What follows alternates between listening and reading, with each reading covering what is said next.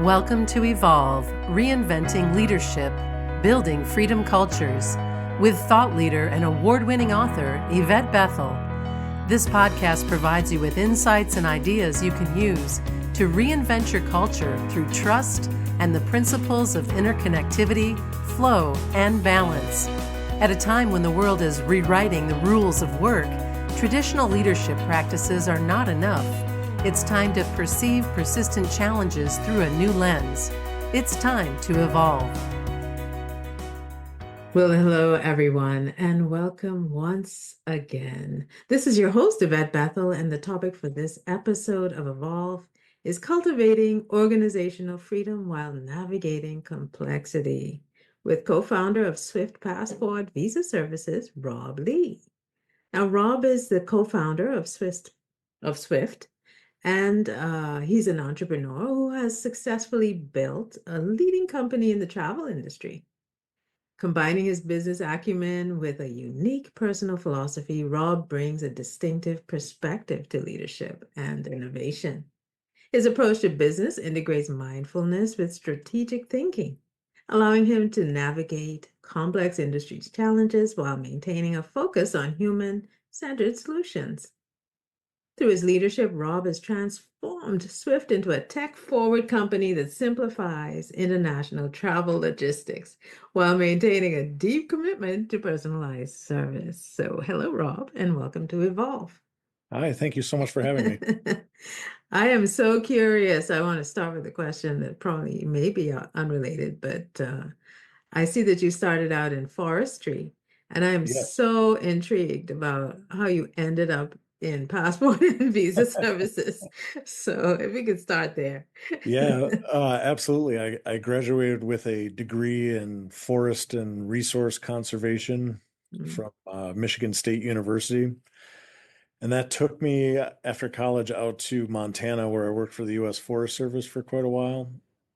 I was a forester. I worked with a lot of cool projects in and around Missoula, Montana, and eventually became a wildland firefighter. So I was a forest firefighter. And that's where I met my wife and business partner, Lori. She also worked for the U.S. Forest Service. So we met at work Oh, and started a business together. nice. Fast forward, we moved abroad to Costa Rica and then Panama. And there's two or three different situations where we needed a service like what we do now. And we didn't think of it at the time, but we didn't know it existed until we needed it. And Yeah. we we unexpectedly ended up leaving Panama and moved to Chicago, where Lori's from, and that was kind of the beginning of being an entrepreneur.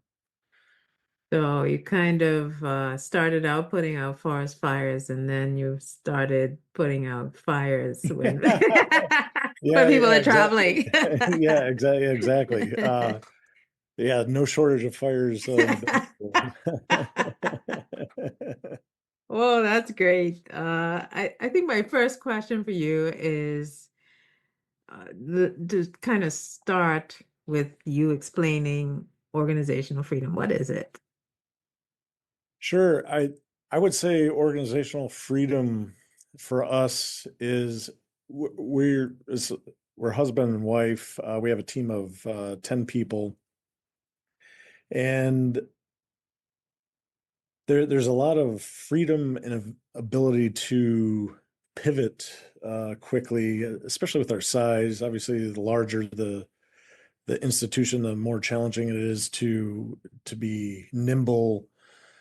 Uh, But I think the freedom aspect of it is not only being able to change when needed, but freedom for everyone that's involved with us. We don't keep people restrained to one job per se. We're always trying to allow for growth, whether it's small things like, well, hey, I'll try that out, sure, or the ability to, hey, we should try this. Everyone has freedom of opinion, and it's totally welcome at staff meetings or just writing an email. Hey, I was thinking about this.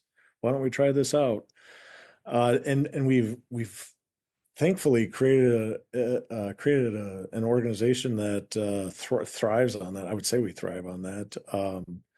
Everyone's input matters, and yeah, we don't really have too many restrictions on what people can do. Obviously, they have a job to do, but within that realm, there's freedom of how they want to do it, when they want to do it, things like that. I'm listening to you and I'm thinking about some interviews that I'm doing. I do focus groups, and I was listening the other day to some employees who were saying, "Well, we're doing more work and we want more pay." Like, how do you navigate, that association? Because it sounds like you're allowing people to grow and expand and have fun. It sounds like some Mhm. fun in there, Yeah. and certainly that comes with expectations. Like, how do you manage that? Yeah, that's a great question. We have a recent example of that. We have an employee that lives in Miami, and she's been with us for quite a while. And I mean, she's an amazing person. And she originally started working in our Chicago office, and she came to us one day. She was a little bit nervous, and we're like, "Oh no, is she quitting?" And she's like, "I got to move to Hawaii, or not Hawaii, excuse me. I got to move to Florida for my family. However, I can still keep working for you." We didn't have any remote employees at that point, and Mhm. she had this whole list of exactly what she could do and what she wanted to do, and she basically created this pathway to where she's on now. So that was 2 years ago, I believe. And as of this year, she's basically created a path for herself with us, alongside her, but how to become a vice president of the company. And it's Really? obviously there's incremental increases in pay along the way. However, just knowing that there's certain responsibilities that go along with higher pay. And I think we make it clear whenever we interview or bring on someone new that that's always available. If someone's willing to step into something new, we want to support it in any way that we can, whether that's offsite training or leadership type work. This employee in particular, she really wants more leadership training, and we're happy to provide it. Obviously, maybe not basket weaving, underwater basket weaving or something like that, but anything that pertains to being more evolved as a person or as a employee, we support it. So we have something that's happening as we speak, and then add to that, one of the other employees is seeing that happening, and she's stepping up and saying, "Well, hey, I'd like to do this as well." And so Hmm.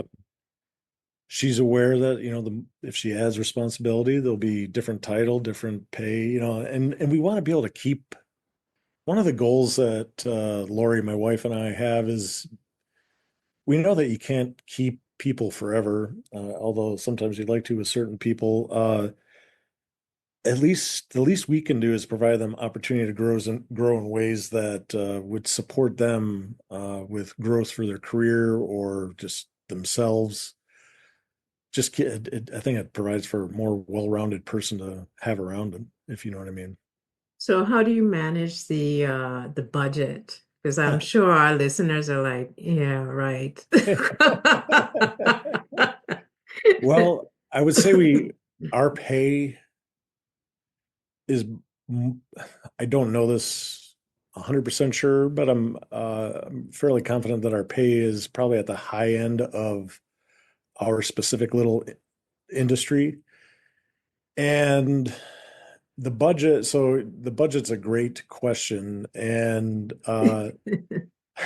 it's kind of a floating topic. Like we know when we're poised to hire someone, and I think the way that we handle that best is we're like today we had a conversation actually about we have two hires that are coming up, and it's like, well, right now we can't necessarily afford it, but we know that there's some planned growth coming, and it's kind of the timing of the hire before the growth or just as the growth's happening. So I think it changes all the time, but we're really cautious about over hiring, if that makes sense. And that's how we're able to, Hmm. like, we know that it costs X amount of dollars to run the company, obviously. Hopefully, hopefully we have a good idea on that. But as we forecast growth and we know how much another employee will cost, and if the growth exceeds that, it's like, okay, well, let's put a job posting out there. So it's not necessarily, budgeted in every year, but as we plan to expand, uh, we also keep in mind that we need more bodies as that happens. So you take a look at the growth and kind of map it to make sure that it makes sense. Yeah, Uh, exactly, exactly. from an efficiency point of view, because some organizations struggle, they bring in people, um, and but they don't check and see if there can be some efficiencies achieved before they actually bring the people in. Like, how do you balance those three things? Yeah, that's another great one. We're balancing that as well. We're in the midst of developing a customized software application that we're rolling out for one client first, kind of as a beta version, but we'll make it available to everyone else. We we take a look at we know that there's. Can we pause here? I totally forgot your question. I'm sorry. How do you balance? I hope I remember.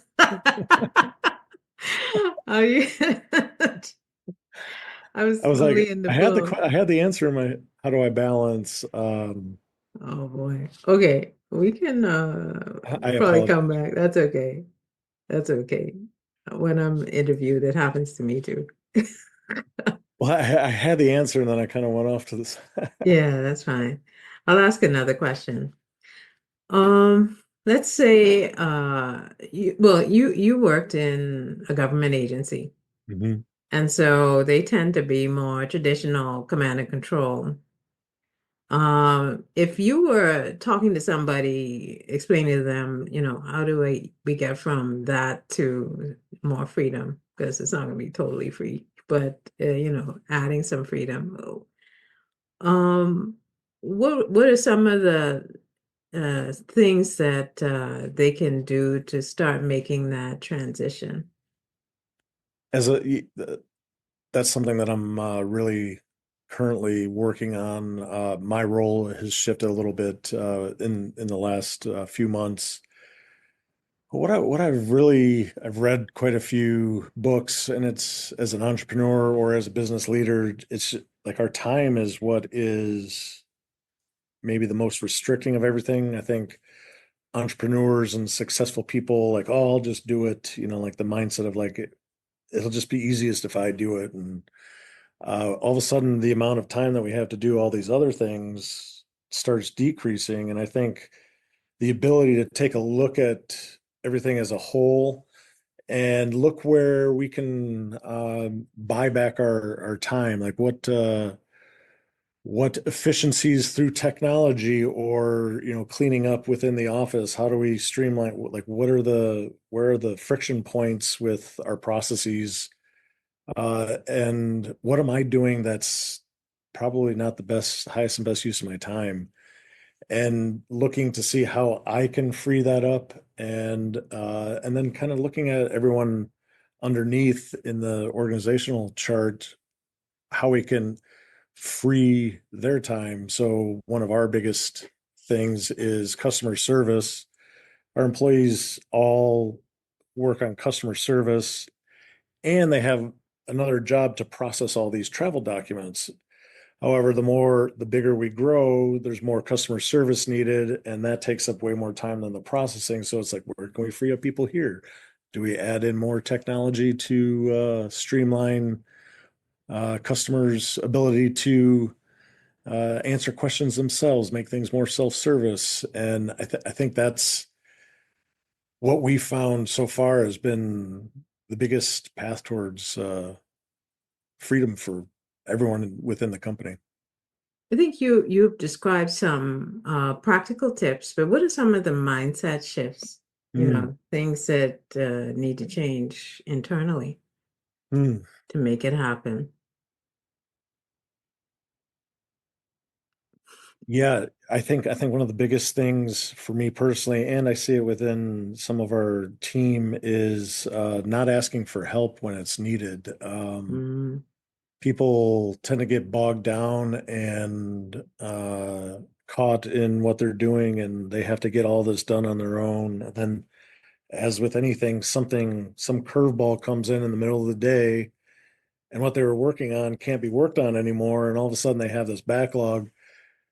And we've really started encouraging people to speak out. We have people across the country, and we have two people outside of the country, and so the internal communication through we use like Teams chat. Hey, really busy, got a lot of phone calls right now. Can someone else cover this? Or I just got a pile of stuff on my desk. I'm going to be busy with that for a while. I think that's been one of the biggest things is just being allowing for the open communication of, hey, I'm a little bit overwhelmed right now. Whereas I think in other organizations that I've been a part of in the past, that might be frowned upon to ask for help, or you might mm, think that you're going to get docked for some reason for needing help, or that you're not living up to some self-perceived standards of not being enough. I think that might be the source of a lot of it for people is like, well, I'm not doing enough, so I'm just going to keep doing it, and then becomes overwhelming. And I think too, there's a dynamic where in command and control environments, you have like one person that's, the person that approves everything. So they create a backlog. Like what kind of mindset shift can work with them releasing? Because that tends to be when I do work with organizations, that tends to be release is a big issue. How do you do it? yeah, that is right now again one of the it's the perfect questions right now. I think there's a sense of control that everyone has, and then as a business owner, well, like I'm gonna have to take time to train this person on how to do this, Right, and then I'm gonna have to monitor how they do this, and it's just how do I know it's not going to be done the way I need it to be done? right, And I think there's quite a shift if we can step back and say that it's never going to be done the exact way that you want it done. You can provide training, and now with video, it's easy to make videos on how to do things, and you can have resources for people. And as long as they're following these resources and you provided how you want it done, I think that's the first step in being able to kind of step away from some of these overburdening tasks or things like that. yeah. I think another kind of scenario that I come across is sometimes employees struggle when they're given autonomy. How have you supported that? And that's one of the I think the foundational principles that we strive to allow for people within the company is autonomy. I know my partner Lori and I, we do not want to micromanage or hover, or however you want to phrase it. And I think some people are used to being able to be autonomous, and then some people are not. And Mhm. I think for the people that love the autonomy of like, well, just give me the list of things I need to do, I'll do it. That's a great hire, but you can't always find that because I think some hires might need to be led into that. And I think what's been successful for us is just allowing it to happen. And there's going to be some fumbles along the way, and there's going to be some pain points potentially for people that aren't good at being autonomous, but I think just allowing it to happen and checklists, like as simple as checklists. Hey, well, just as long as you have all this, however you want to do it, and just giving them the freedom to, or one thing that I do is like, hey, here's what I'd like. If you don't feel comfortable doing this, just give me what you have or what you come up with, and I'll tell you if that's in line with what I'm thinking. And then I think it's just the checking in for a while, like, yeah, this is what I'm looking for. And then as we become aligned as a team, I think people know what we expect and know what's expected of them from their coworkers and things like that. I think it becomes a beautiful thing. We have an office of there's five of us here right now today, and everyone's doing their own thing. It didn't happen right away, but like it becomes kind of this working system. And then anytime you add someone new, Yes. obviously that throws it off a little bit and just takes time to course correct. But yeah, we established like maybe unspoken norms, and as soon as people become aware of it, I think they catch on and enjoy the autonomy of that. They enjoy the autonomy of that. So, this is your host, Yvette Bethel, and we'll be right back after this message. Organizational Soul is a mission driven organization and network where we specialize in trust in academia, families, and organizations. We are building a community of leaders who are interested in trust and culture. If you are interested in our updates, you can sign up for our newsletter at orgsoul.com. As a thank you for joining our community, you can access our free resources that are designed to help you build your brand as a trusted leader as you contribute to safe space. Sign up now at orgsoul.com. All right, so welcome back to Evolve. Our guest for this episode is founder of Swift Passport and Visa Services, Rob Lee. Welcome back, Rob. Great to be back. So, Rob, what are some of the new or maybe not so new skills that leaders need to develop so they can cultivate a freedom culture? Hmm. I'm making you think today. Yeah, no, these are great thought-provoking questions. I think the what we were talking about before, the autonomy, I think there's so many people that from the pandemic that started working from home or had an opportunity to work from home. And I think embracing this, we're all a team, and we're all independently doing things for a greater purpose. And I Mhm. think if we have this kind of like, here's where we want to be, whether an organization wants to call it a mission statement or a vision or a call to action, however a company phrases it, but as long as, hey, we're working towards this, and you have this space to uh, do what you do best, because you hire people because you're hiring. I mean, it's like a contract between they're providing a service that the company needs, and I think there's a level of trust, and if you give them this group or individual task to accomplish, there's a level of trust back and forth that they'll get it done. You trust that they're going to get it done, and all of a sudden they have this space with trust to kind of work within their own like mind frame and how they want to get things done. And I think there's like a big evolution happening right now of kind of this independence working environment. Like give me a task and tell me what I want to do and or what I need to do, and I'll get it done for you. And allowing for that to happen and grow. I think our company is in the middle of really kind of transforming into that. Like I said, we have people across the country, and our hub office is here in Chicago, where we have the bulk of our employees. But we have people in Washington, New York, or excuse me, Miami, and then we have someone in Mexico City. Mhm. And there's this kind of, we all know what we have to do, and we're working together to achieve the same. end goal. There's something that you're articulating without saying exactly what it is, and it sounds like while there may be some kind of job description or position description, there's flexibility for people to work outside of that, and really to use their talent or talents. Um, in ways that you may not be able to kind of articulate in a JD, but certainly, it adds value to the organization. I think that's something that you said several times in different ways.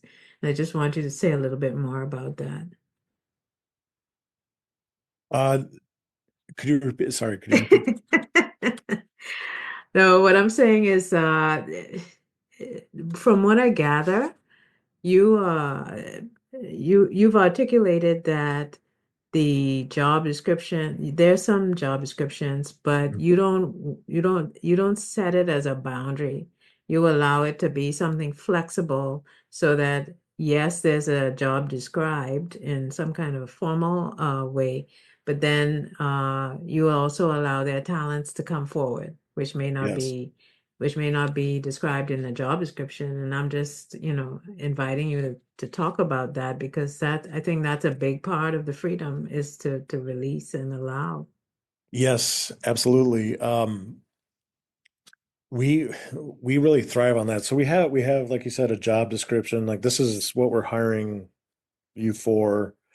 And there's obviously like a list of things that have to be done on a daily or a weekly, monthly basis. And that's kind of part of that overall goal of the company. We're trying to reach this. We're trying to have be known for great customer service. And we have two individuals here that we provide incentive for people to provide great customer service. For example, everyone's interacting with customers.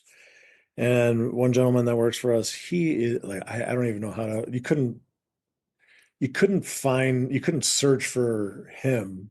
Right. He's just who he is. And his customer service is exceptional. And then there's this other lady that works, she's a little bit more behind the scenes.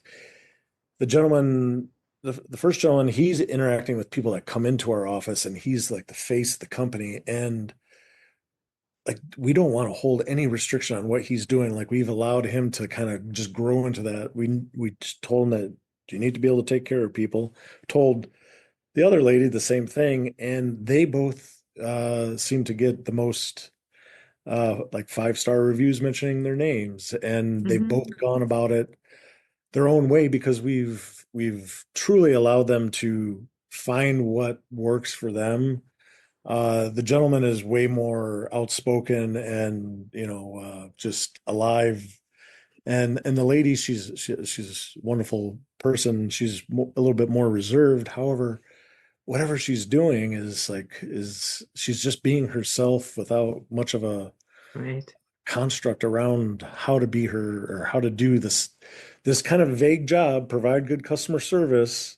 She's doing it her way, he's doing it his way, and everyone else is kind of doing it their way. One other example, there's a gentleman that works for us in Washington, D.C. He has a lot of interaction with foreign embassies and consulates there, and his customer service isn't necessarily with the paying customer, but the internal customer that's the foreign embassy. Hmm. And like I go there to work with them, for a couple days every so often. And when I go into the consulate or the embassy with them, everyone knows them and like everyone welcomes, oh, hey, how's it going? And but it's the same kind of goal. Like no matter who the customer is, whether it's the FedEx delivery person or the paying customer, like we have this overarching goal of just treating everyone as if they're a high paying client. Oh, And that's and each powerful. individual, yeah, and each individual personality is able to flourish in that. You mentioned trust a little while ago, and trust is actually one of my favorite topics. And really, I'd love for you to talk about how you build and sustain trust, because it's actually very important to freedom. Mm. It Yes, has to be absolutely. there. So tell us a bit about how you do it. Yeah, absolutely. I like the topic as well. I believe there's a deep inherent piece of all of us that wants to trust people, and obviously people's life circumstances create, veils that maybe inhibit full trust. But I like to use the example of every time you step onto an airplane, maybe you see the flight attendants and then maybe the pilot in the cockpit, but there's this kind of hidden trust. As soon as you step onto that aircraft, we have all of this kind of unconscious trust of the entire system that got this aircraft to be right there in that place. There's the mechanics, the air traffic controllers. We've put out this trust in all these people that we can't see. So we have this inherent ability to trust things. And when it comes to bringing it back to people that you're hiring, I think there's a level of I've seen enough of you through an interview and through references and work, and obviously there's a little bit of caution and building of rapport with the new team member and the staff.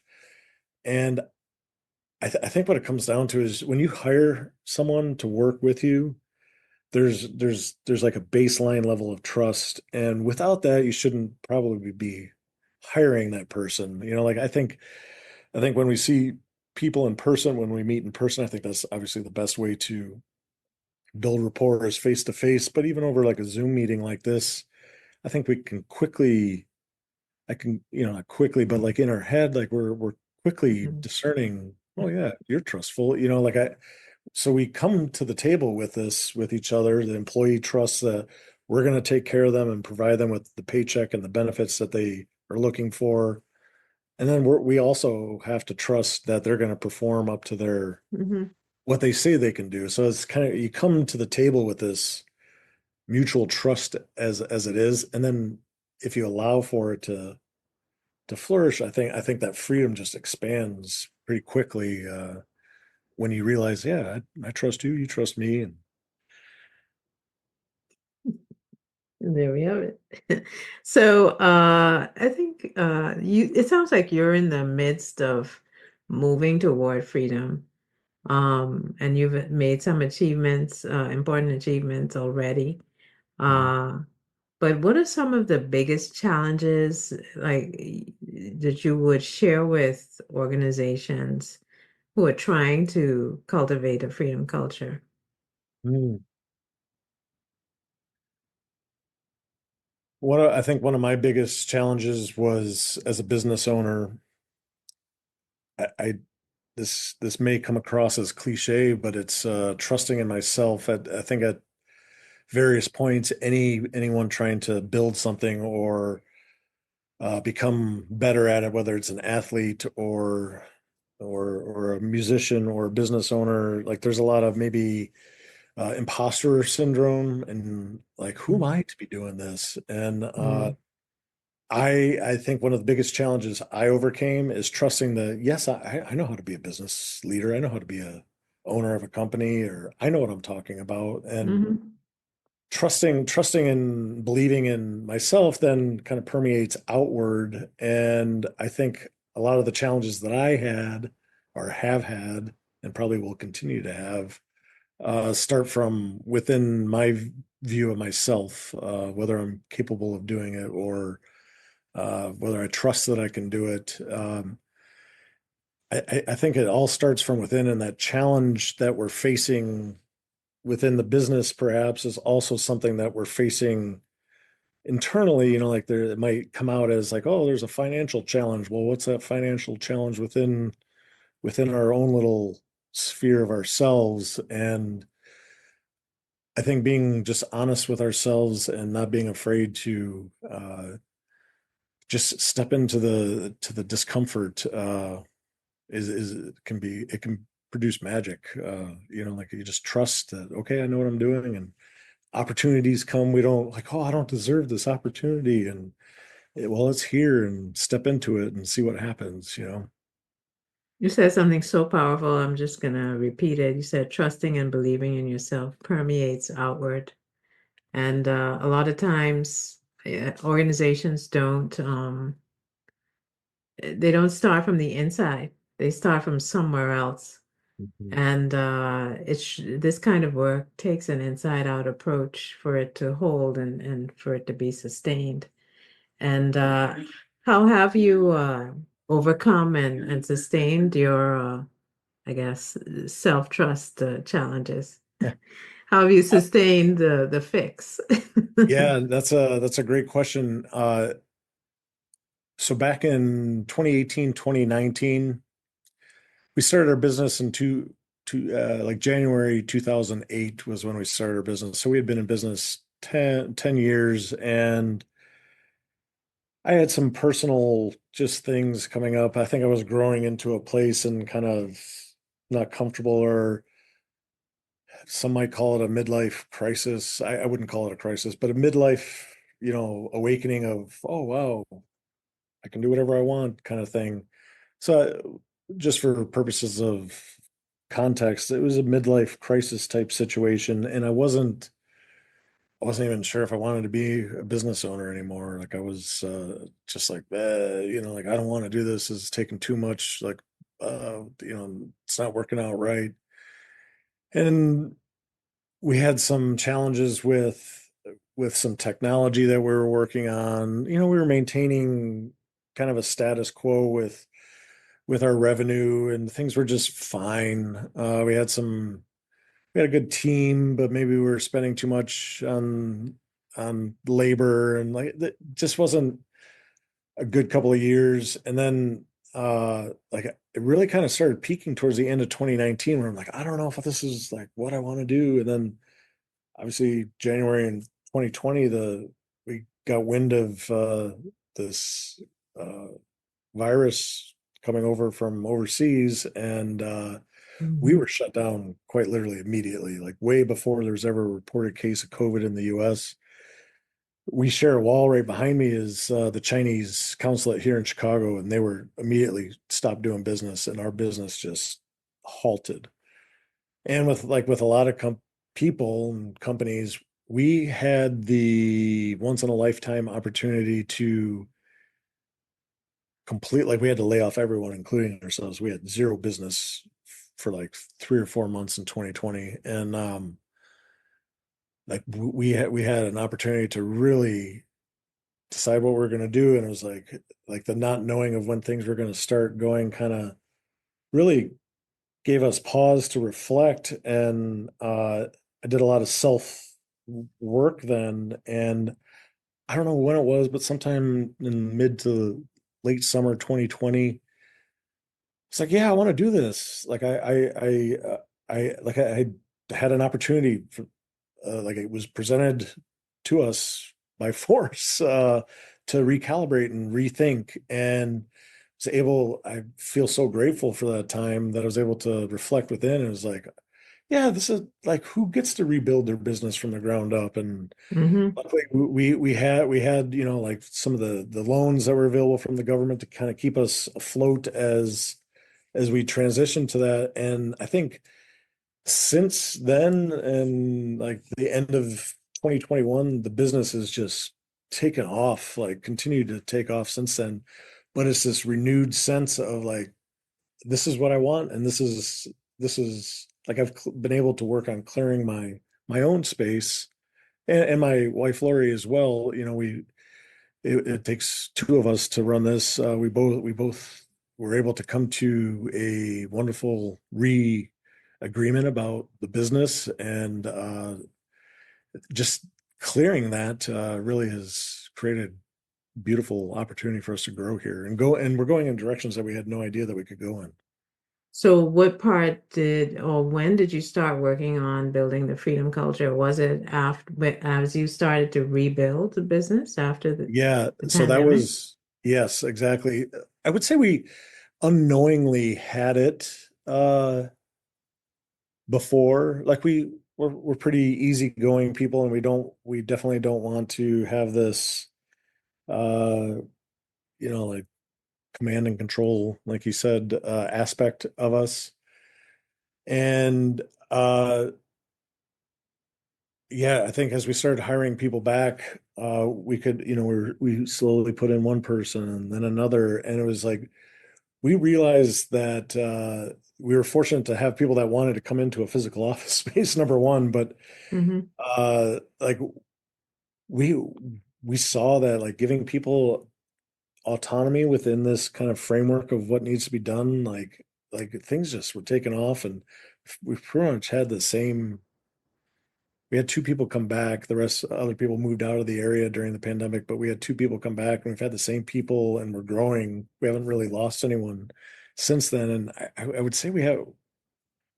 This is me tooting our own horn, but I'd say this is a great place to work because of that freedom. Like they can come in. One other side note that I'd like to mention too. One thing that we made a decision to do, especially in the pandemic, is we realized that the personal time that we had, for home and just doing things, how invaluable that is. No, we have set hours for people. Nobody works weekends. Nobody's expected to work late. We don't have people email on people's phones. It's like they work within a time frame and then they are away from their job. And I think it makes it so much more liberating to come in and be like, well, I just got this 8 hour shift to do and I can go home and be separated. We're not texting people. We're not, unless there's obviously some sort of emergency or something. But besides that, there's this sense of autonomy and freedom when you work here. It sounds like there's autonomy and freedom when you leave work as well. Yeah, yeah, exactly. Like As like there's well. nothing. Yeah, yeah, exactly. Yeah, and we encourage that, and we really encourage. Uh, we just had a review with an employee, and one of the suggestions for this year was to take more time off. Like we give Mm, great time off, and it's like you got to use it. Like you take the time mhm. away. It's like that's what you work for. Is like you work to fund the fun stuff. Exactly. So, as we close with our final question, what do you recommend for leaders to do? Maybe two or three things they can do to get started with building a freedom culture. Hmm.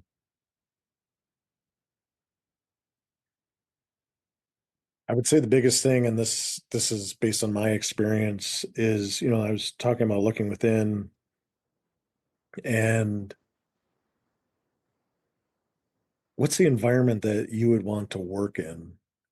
I've asked myself this a few times, and Lori and I talk about it. It's like, well, I wouldn't want that if I was coming to work for someone else. And Mhm. really, I think the positive aspects of what you would want in a work, not what you don't want, but what you would want in an environment that you went to work in for someone else.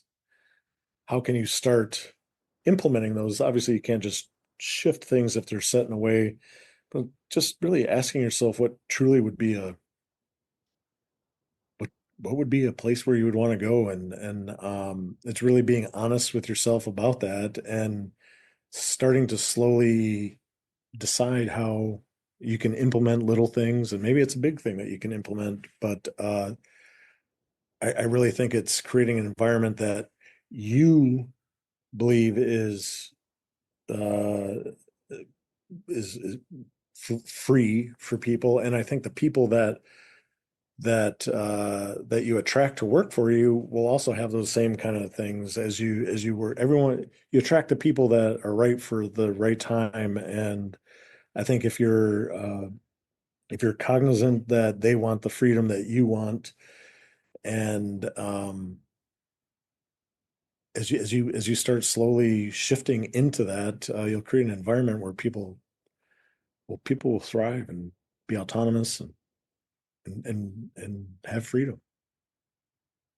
Great finish. I think with that, we'd like to thank Rob for joining us for this episode. And your insights will certainly support leaders in our audience with thinking about their cultures and what they can do to create freedom environments. And before we sign off, please tell our listeners how they can connect with you. Yeah, I'm on LinkedIn. My handle on LinkedIn is my name backwards. So it's Eelbor, Rob Lee backwards. And you can reach us at swiftpassport.com. Mm. And you can check us out there. We have a really informative blog with all sorts of beyond just travel tips, but mindful travel, all sorts of topics centered around international travel and culture and things like that. So feel free to check us out. Reach out to me if you have any questions. I love talking about this kind of stuff. Ah, perfect. So this has been Yvette Bethel and Rob Lee, and we'd like to thank you for taking the time to join us on Evolve, reinventing leadership, building freedom cultures. Thank you for listening to Evolve, reinventing leadership, building freedom cultures. Learn more about our proprietary trust, leadership, and culture courses and certifications at the IFB Academy. You can check them out at organizationalsoul.learnworlds.com.